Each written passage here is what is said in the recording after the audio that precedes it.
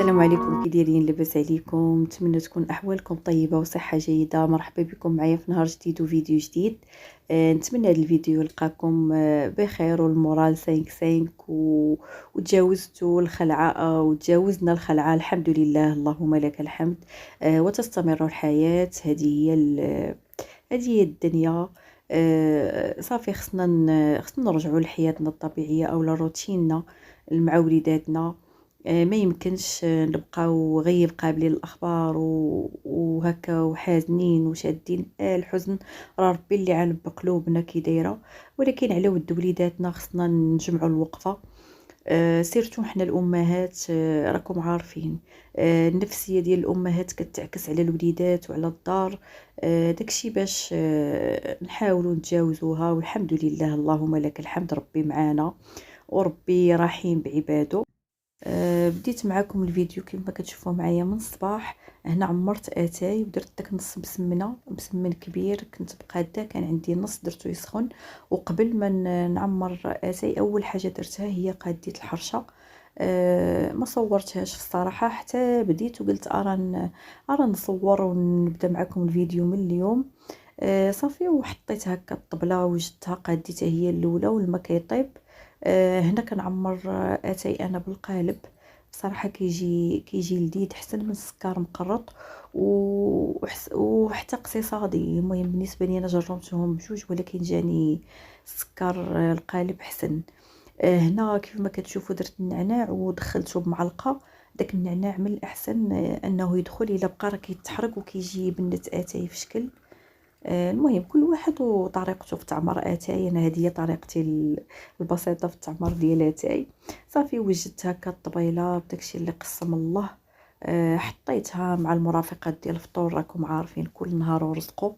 هنا ما غاديش يبان لكم الخبز لان كاينه حرشه وكاين مسمن. صافي ما ماشي ضروري انا وليداتي انه يكون الخبز.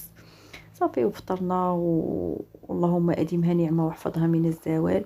المهم انا ديما كنقول لكم اي حاجه حطيتوها غير حطوها غير مقاده كما العاده، ماشي بالضروري تكون شي حاجه اللي واو. ولكن المهم الا حطيتي غير هكا مره، واخا غير مره في السيمانه، كتحسي براسك راك جلستي مع وليداتك وبدلتي هكا شويه، بدلتي النفسيه او الروتين، وسيرتو حنا في هاد الاوقات محتاجينها. صافي جمعت الطبله، غسلت الماعن كالعاده، حطيتهم غير في الشبكه، ما رديتهمش، وخرجت جبت السرديل. نقيته غسلته نقيته، حيدت ليه الجلده. غادي ندير اليوم طاجين ديال السرديل. حيدت ليه داك الجلده اللي كتكون ديالو. صافي درتو في الهاشوار كما شفتوا، درت معاه قزبر ومعدنوس وثومه والحامض بصير. غادي نطحنو نص طحنه في الاول، عاد غادي نزيد العطريه.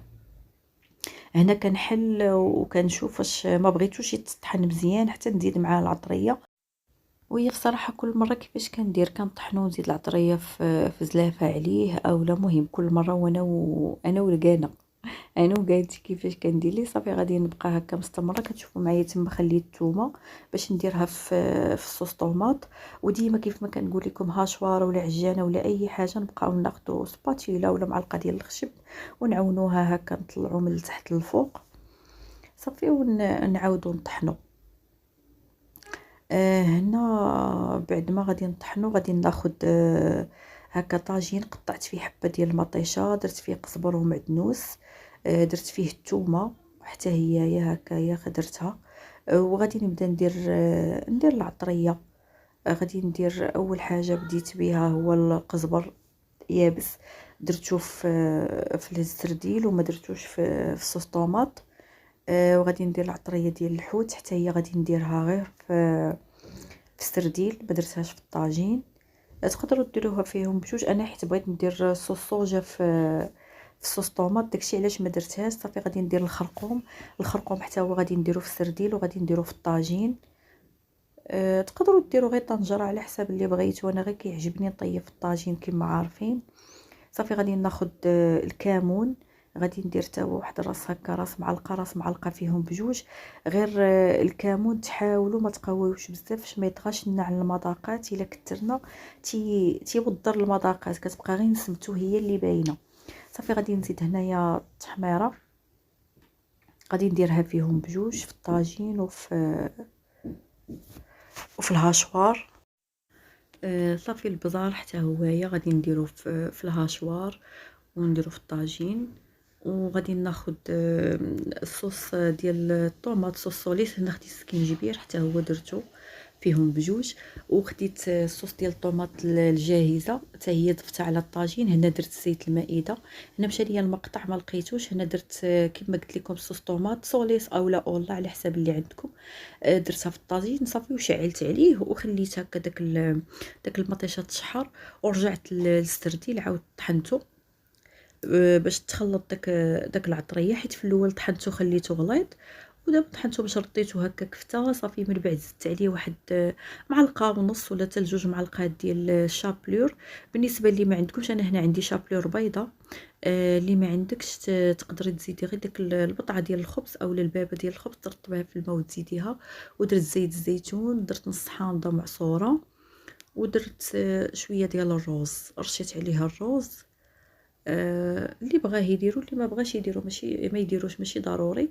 صافي غادي نخلط كلشي هكايا مزيان. هنا دقت الملحه عاد زدتها حتى هيايا، راه زدتها في الاول في العطريه غير ما بانتش، وعاود دقتها دابا فاش بغيت نخلط، وعاد باش زدت صافي هي هذيك.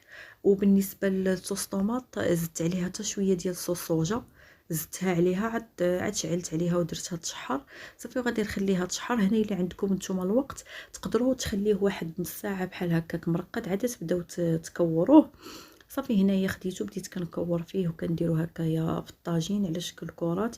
نتوما بغيتو ديروا فيه الخضره ديروها، انا هنا بغيتو بلا خضره، بغيت نديرو غير بالفلفله والزيتون والحامض صافي. وداك صوص طوماط هو اللي درتو معاه. صافي هنا كما شفتوا هنا قطعت الفلفله هكا بالطول، حمراء وخضراء. تقدروا ديروها دوائر على حساب اللي بغيتو صافي. وحطيتها هكايا فوق منه.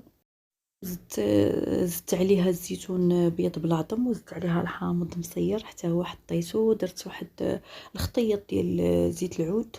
وديروا ورقه سيدنا موسى، انا هنا نسيتها ما درتهاش حتى هي. الطاجين كيجي زوين بها، اولا ورقه الرند، كل واحد شنو كيقول ليها صافي. وغادي نغطي على الطاجين، ما غاديش ندير الماء. انا اغلبيه الطويجنات ديال بحال هكا الحوت اولا الخضره تنفضل انهم الا كنت غادي نطيبوا على الخاطر وعلى المهل، نفضل انني ما نديرش فيه الزيت. عفوا ما نديرش فيه الماء، ونخليه ما نخليه يطيب بداك الماء اللي غادي يطلق الحوت والخضيره اللي فيه اولا الفلفله صافي. وغادي نغطيه وغادي نقص عليه البوطه وغادي نخليه يطيب.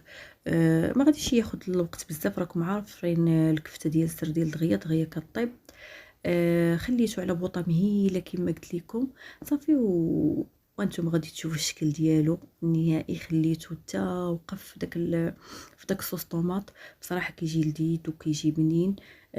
تقريبا انا هذه هي طريقتي اغلبيه ديال الكفته، وكل مره كيفاش كنقادها على حساب الكانو وعلى حساب كيفاش مشهينها.